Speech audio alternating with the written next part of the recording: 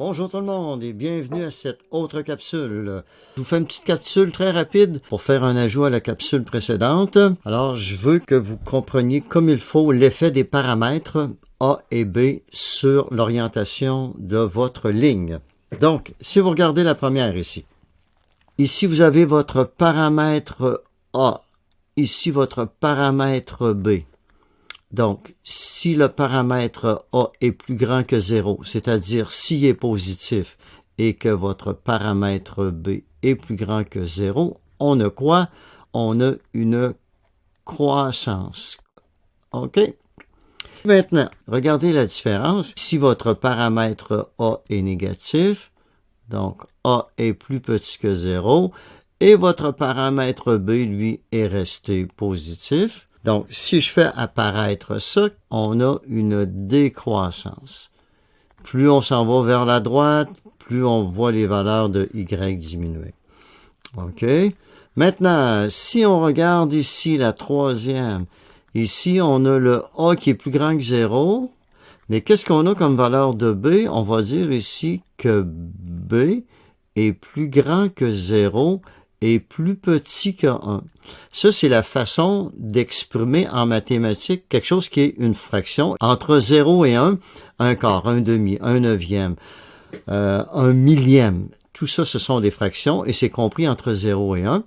Alors, qu'est-ce qu'on va obtenir? Ça va être une décroissance. Je vais réécrire à côté comme ça, une décroissance.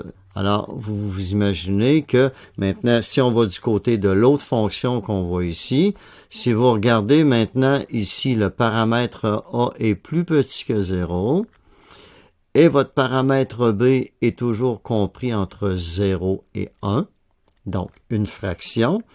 Pensez-y un petit peu, là. Quel a été l'effet ici du paramètre A dans les deux premières fonctions? Paramètre A positif, on a une croissance. Paramètre A négatif, on a une décroissance. OK? Et la deuxième ligne ici est devenue l'inverse de l'autre. C'est comme si on avait fait une réflexion par rapport à l'axe des X. C'est-à-dire que tout ce qui est en haut est rendu en bas. OK? Alors, on peut imaginer un petit peu le même phénomène ici. Alors, si on regarde ça, je fais apparaître la droite ici. Effectivement, tout ce qui est en haut ici est maintenant rendu en bas. Voyez-vous, alors ici, j'avais une décroissance. Maintenant, qu'est-ce que j'obtiens ici comme situation? J'ai une croissance. Donc, prenez le temps peut-être de réécouter le tout. OK, afin de vous faire une idée précise des situations. Mais vous avez là, ici, les 4 situations possibles. Donc, A plus grand que 0, B plus grand que 0, A plus petit que 0, B plus grand que 0. Maintenant, on revient avec le A qui est positif, mais B qui est une fraction.